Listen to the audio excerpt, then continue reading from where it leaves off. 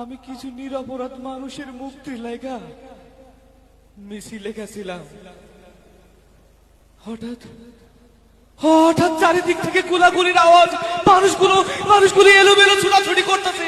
এর মধ্যে সাদা কিছু পোশাকধারী লোক আইসা আমার এই অন্ধকার ঘরের মধ্যে নিয়ে চলে আসে। আমারে অনেক মারছে, অনেক মারছে। আমি কইলাম কি, ও স্যার গো, আমারে ছাইড়া দেন, আমারে মাইরেন না। আমারে কইল,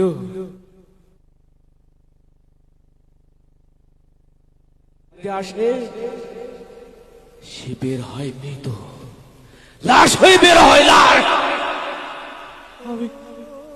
আমি কইলাম, স্যার আমি কি দোষ করছি কর, আমার খাওয়াকে কেন আটকে রাখছে?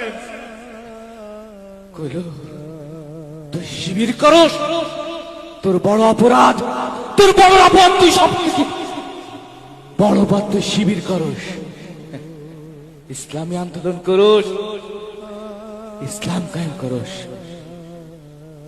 আমি কইলাম, স্যার আমারে মারলে কি আপনার সব সমস্যা সমাধান হইব? আমারে মারবেন, ওরা আরো 10 জন তৈরি হয়ে যাবে। আমার কইল, ওই কুত্তার বাচ্চা, একটা কথা বলে গুলি দিয়ে গুলি উড়াই দেব। আমি কইলাম, আমারে মাইরা ফেলেন স্যার, আমারে মাইরা ফেলেন, যত খুশি মারেন, কিন্তু ওই নিরপরাধ মানুষগুলা বিনা অপরাধে কারাগারে বসতাছে। ওই কোরআনের পাখিগুলোর ছাইড়া দেন স্যার। এই কথা কোয়াতে আমার বুকে 1 লাঠি মারা ফেলাইয়া দিছে, আমার বুকের উপরে পাও দিয়া বাড়াইছে, আমার গলা চিপে ধরছে। ও স্যার, আমার আর মারেন না,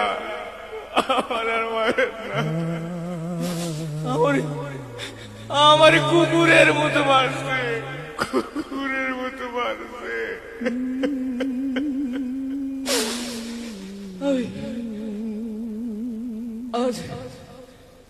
আজ দিনের পর দিন, মাসের পর মাস, বছরের পর বছর এই অন্ধকার জগতে আমি পড়ে আছি। আমার একটু খাইতে পর্যন্ত দেয় না।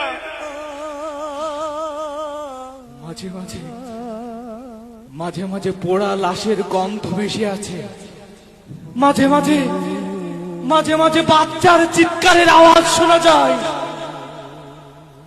মাঝে মাঝে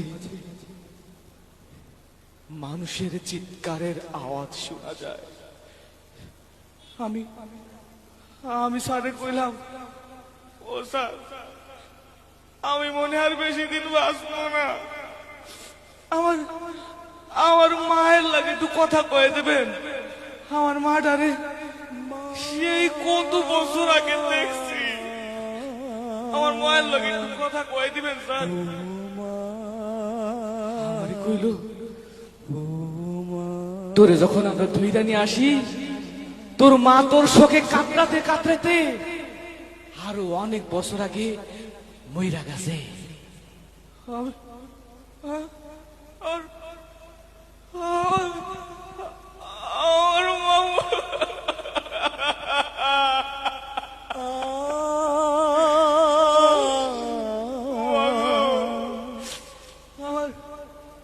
আমার মায়ে আমারে খুব আদর করত।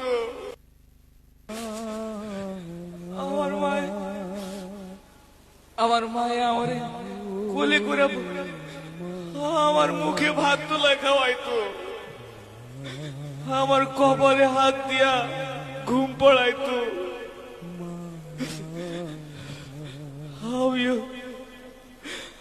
ওই মা,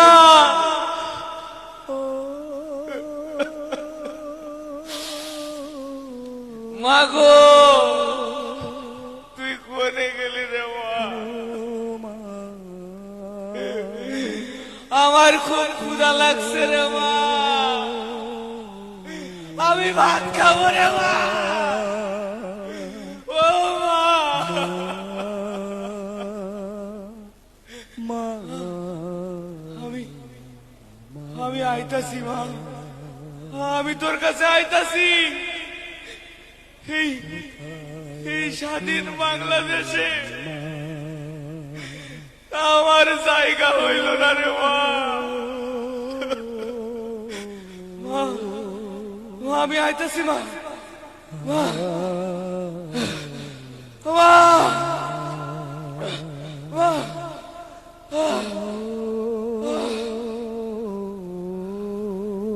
কোনো একদিন এ দেশের আকাশে কালেমার পতাকা উড়বে,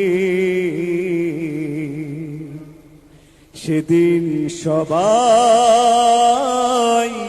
খোদাই বিধান পেয়ে দুঃখ বেদনা ভুলবে।